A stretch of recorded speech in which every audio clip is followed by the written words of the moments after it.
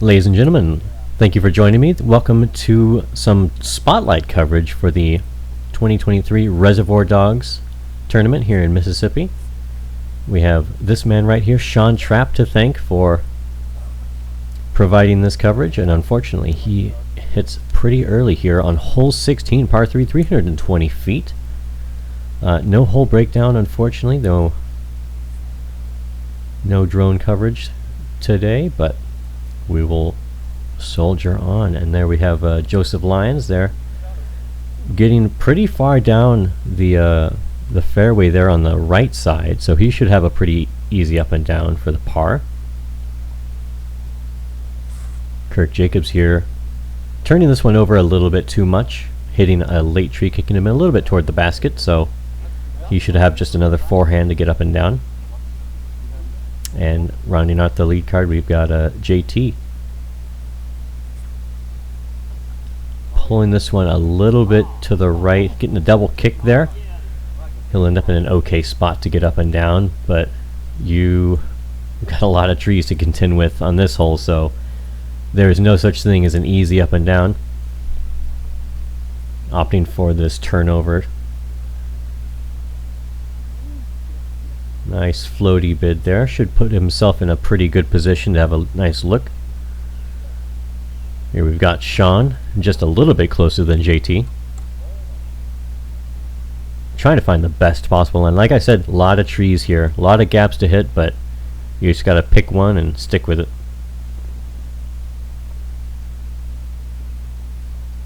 Very wobbly out of his hand, and he does end up long OB. Here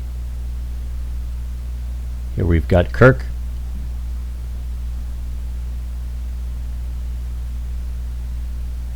Kind of overthrowing the basket there a bit. He should have a probably 20 or so footer there. And we see Joe there, not giving me time to set up, but getting a great up and down. Par on this hole is taking strokes on the field, so especially here in this division. I don't know if I mentioned it, MA4, mixed amateur 4. I'm not sure what that's called. I think it's like recreational, maybe, not sure. Oh, I totally forgot. Shawn hit first available and it just kicked him short, and then he went long OB. Sorry about that, Shawn.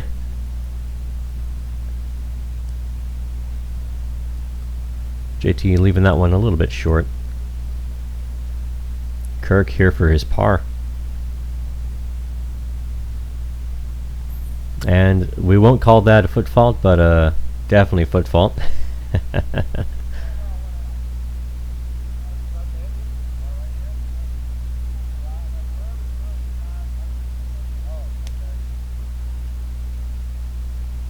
Just had to leave that little bit of resin. These are some good friends here. Shawn wanted me to film his card to show the shenanigans they get up to. So Shawn unfortunately tapping in for a double bogey.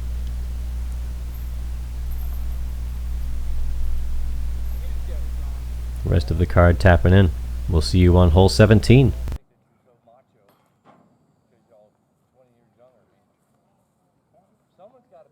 Here we are on hole 17, par 3, 392 feet. Asterisk there because we are playing from these temporary am pads, so this is definitely a lot closer than that. It's probably only about 192 or so feet.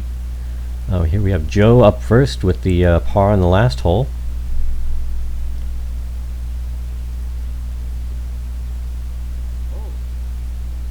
Great throw here from him. Should leave himself with maybe a 10 or so footer. Up next we've got Kirk. There we see his shirt on full display. That's their little group that they've made, Disconnected.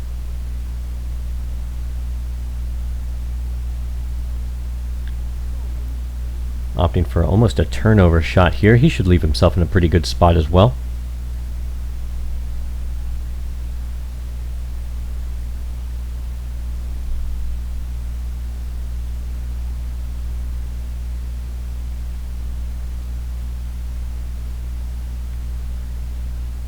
JT with a nice line drive here.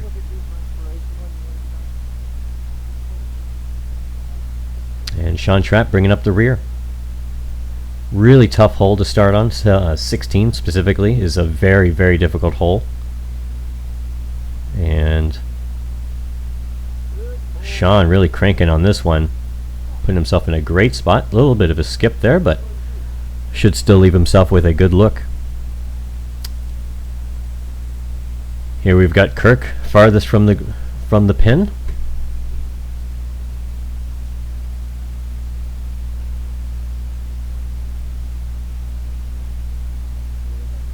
Definitely giving that a bid, but not quite enough juice on that one.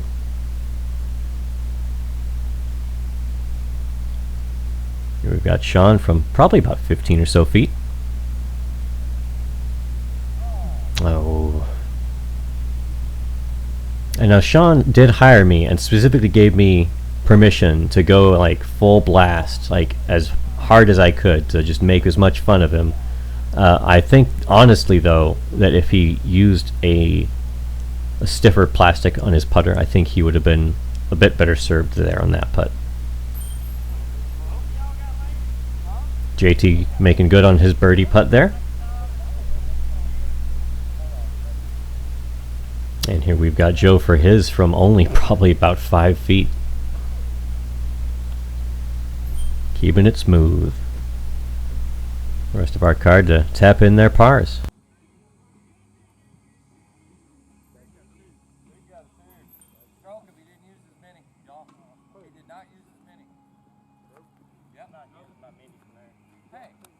Hole 18, par 3, 300 feet, accurately 300 feet.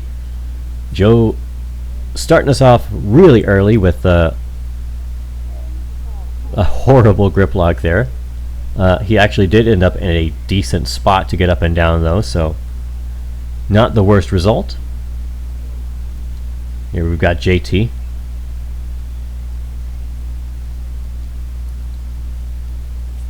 Also yanking that one very wide and very high. And he will end up very short, leaving himself a bit of work there to get up and down.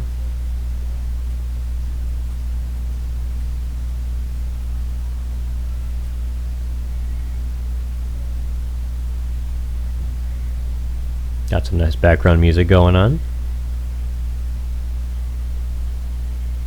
Kirk with the little hop there, leaving himself in a great position. Probably only about 15 feet. Shawn trying to steal some of that luck there. Wipe it down, brushing off the tee pad. We do live in the piney woods here, so. Ooh. Shawn just leaving that one a bit too high. I think it was a good line, but his release was a bit off. We've got JT. Pretty decent up from that position. It's basically a full-on drive when you're that short. Shawn opting for this forehand. I think that was a misplay. I believe that the backhand hyzer is a better shot there. Better percentage chance there. Joe giving that a bit of a soft run, but it ends up being a good layup. He'll have an easy 3 from there. Here we see JT. He left himself a lot of work here.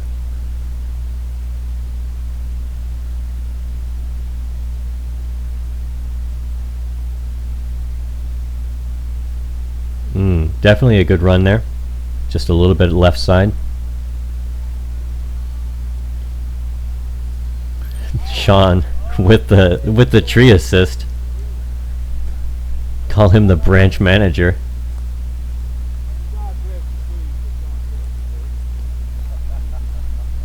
Here we have Kirk for his look at the 2. Get one back on the card.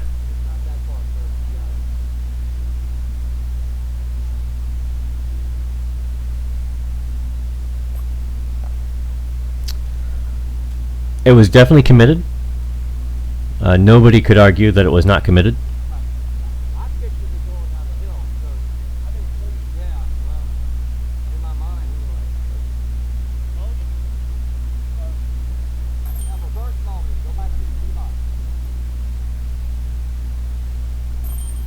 Spark Card cleaning up. A couple of bogeys and a couple pars. Or a bogey, excuse me. Shawn, fascinated by this handle here.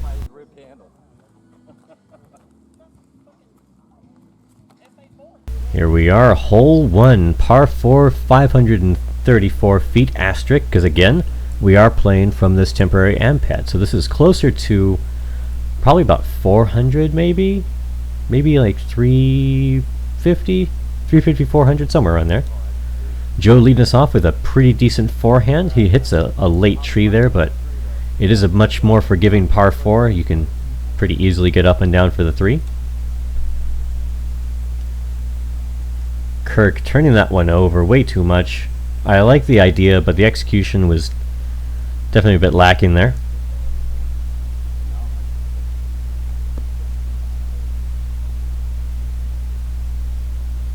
Shawn just in a general state of confusion as per usual.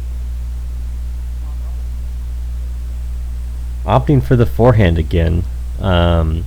This definitely was not the right play given how poor the result was, so I would recommend something else in the future, Shawn. He will end up very short, just barely ahead of Kirk.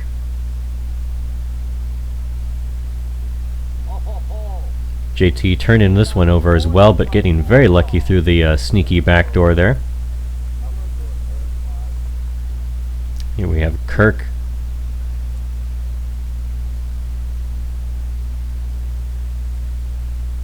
Absolutely lacing that one. Should leave himself with a pretty decent look at the basket. Well worth the wait. We did have a little bit of a hold up on that one, but Shawn about to shank this one way right, or he's just going to let it out of his hand really early. I recommend holding on to the disc next time, Shawn.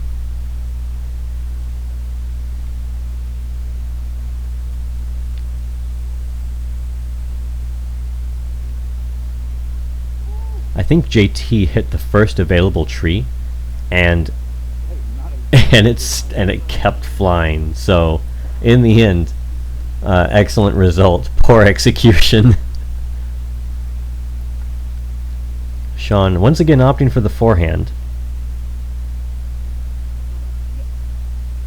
and ending up in a pretty decent spot. Here we have Joe from his drive.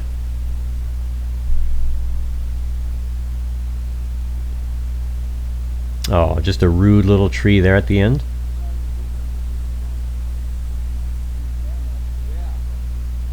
Here's his look at the 3.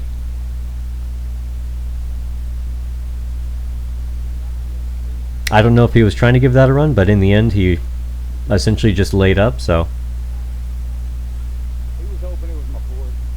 can't really complain too much about that.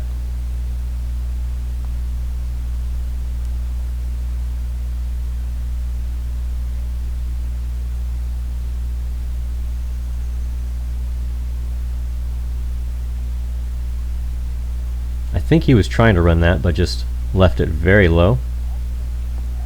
But no harm, no foul, just an easy par there.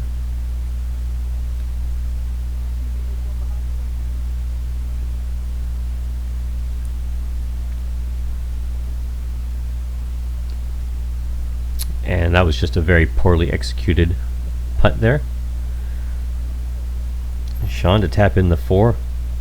Despite the terrible tee shot, terrible second shot, he ended up with a par, so I guess it just goes to show you it's better to be lucky than good.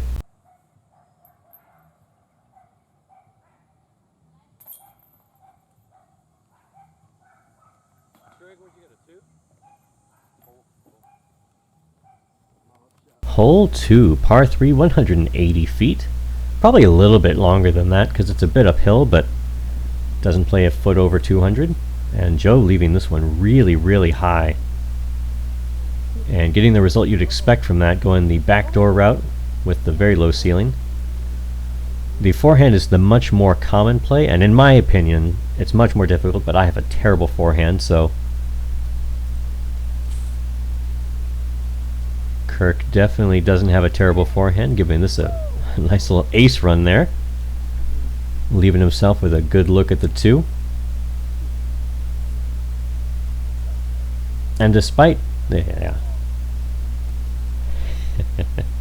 despite the fact Shawn on the last couple holes opted for a forehand, he opts for a backhand on this hole, despite the fact it's very obviously a forehand hole. So shot selection a little bit lacking for Shawn.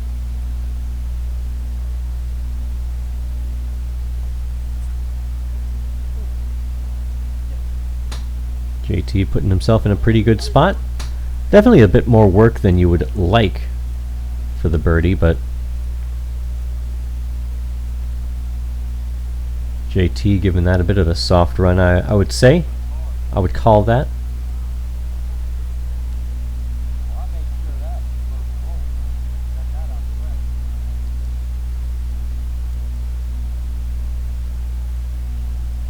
And very unfortunate result there from Shawn. I think that if he didn't putt like Garrett Gurthie, he would have a better chance.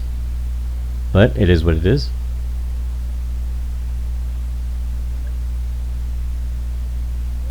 JT making good on that. Nice little bounce back. Kirk also making good on his 2.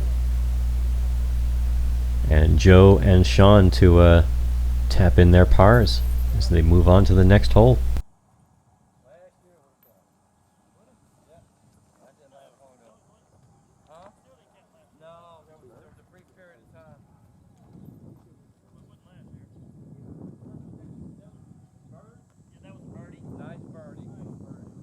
Hole 3, par 3, 276 feet, playing a little bit shorter than that.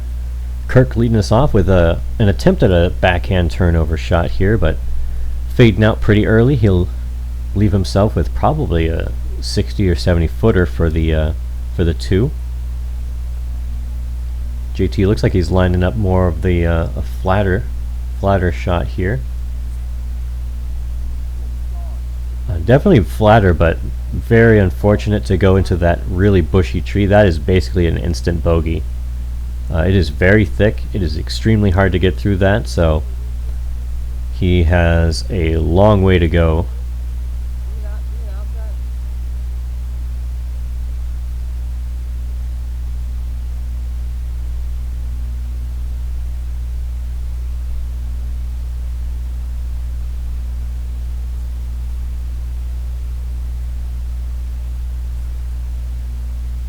Joe making a good effort to play the hyzer line there.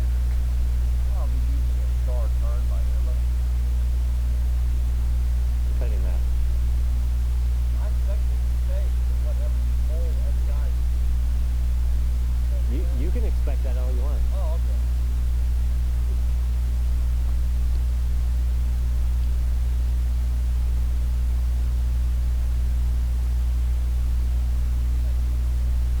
Shawn throwing a turn and yet getting no turn out of it, so maybe would have been served better with a Roadrunner. Who knows?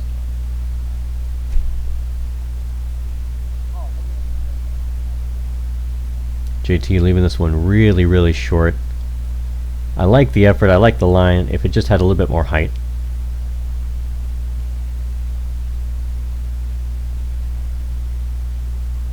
Shawn with a very interesting layup style, but he'll end up with the 3, so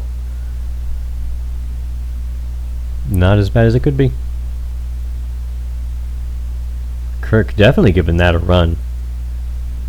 He will also have to settle for the 3. JT for his look at the 3. Definitely had the height just a bit too far to the left. And Joe just tickling the chains for the 2. Unfortunately, 3 pars and a bogey.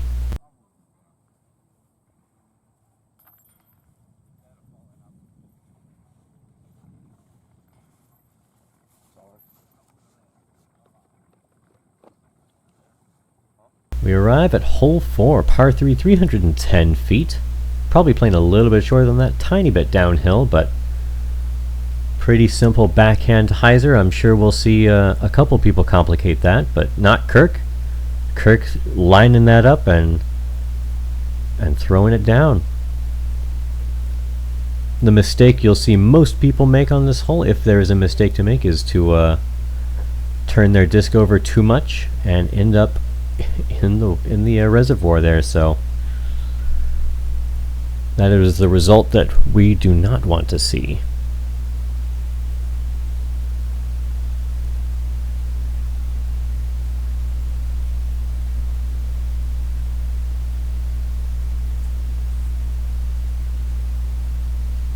Joe also putting a nice line on this one.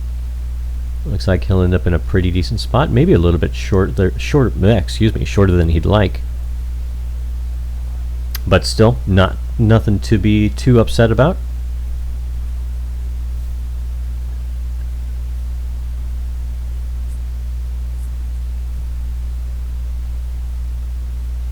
Shawn getting a pretty good line out of this. Should have a good look at the basket from there. And to round us out, JT.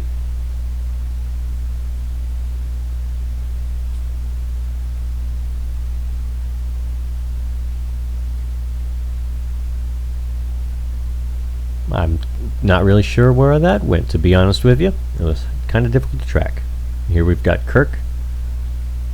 A little shorter than I would have thought. But easy 3 from there.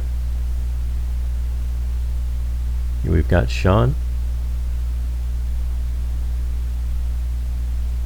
And once again, I think that if he didn't putt like Garrett Gerthy, he would have a much higher percent. JT ended up in a great spot.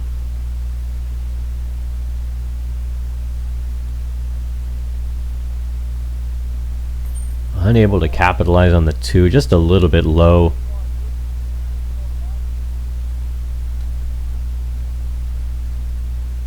And we have Joe to make up a stroke on the field, or not the field, but the card, and he's good for it.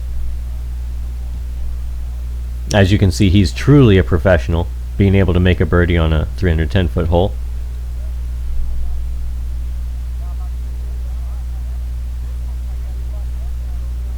And the rest of our card to clean up the pars.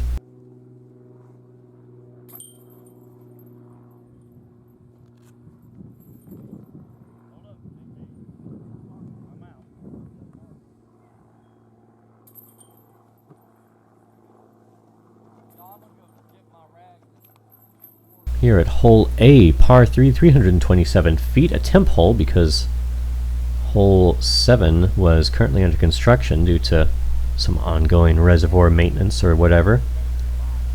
So we had to add a temp hole to make a full 18 here. Joe kind of fading out really early, and here we've got Kirk.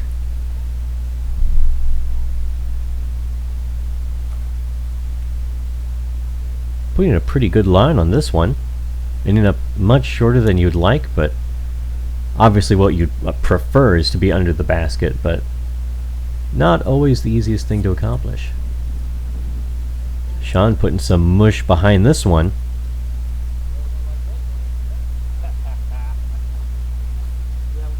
And to round us out, we've got JT.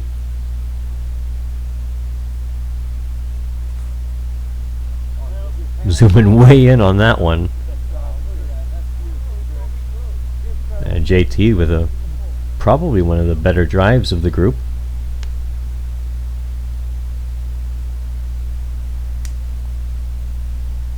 Joe leaving himself a little bit of work, probably about 15 or so feet. Here we've got Shawn opting for the forehand again. His most reliable question mark shot.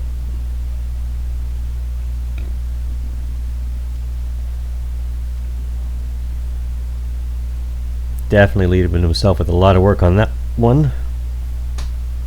The disappointed mini pickup. Kirk putting himself in a great spot for the 3. And here we have the CTP of the group, JT, with the least amount of work to get up and down.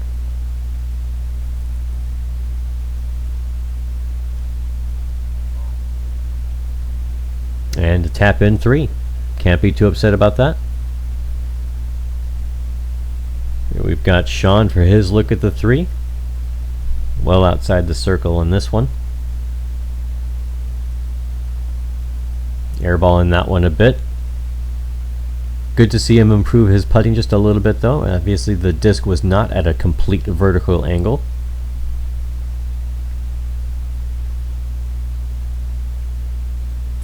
Joe cleaning up his 3. We won't talk about how low that putt was. It still went in.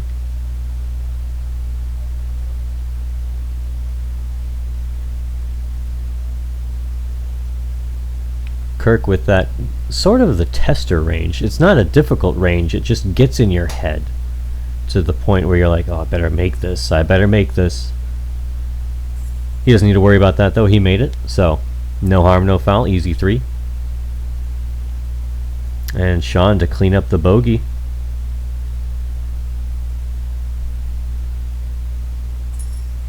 And the JT to clean up his par. Hole 5, par 3, 305 feet, asterisk once again because they are playing from an ampad, so this is more like 200 feet. Joe leading us off with this nice little hyzer here, putting himself in a great position.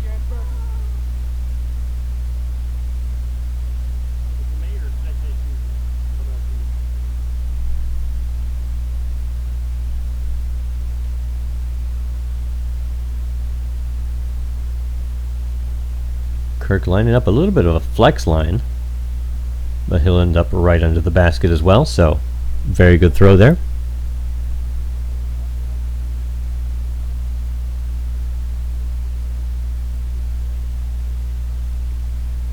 JT giving this some height. He will also give himself an easy look at the basket.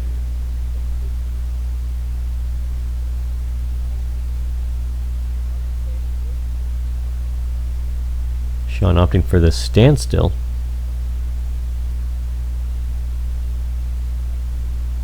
And a great result. A lot of good shots here. On probably one of the harder holes, to be honest with you. JT a little high, but scorecard doesn't keep track of that. Scorecard just says 2.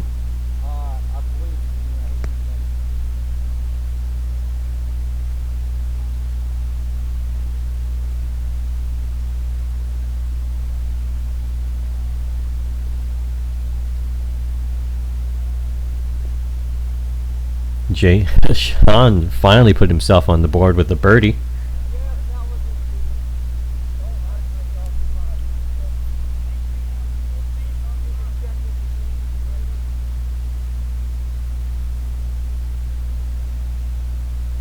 Joe cleaning up his birdie. And we've got Kirk with the absolute park job, making this a star frame. That'll conclude the front 9, although we've only on hole 5, but just because we started on 16. Hope to catch you on the back 9.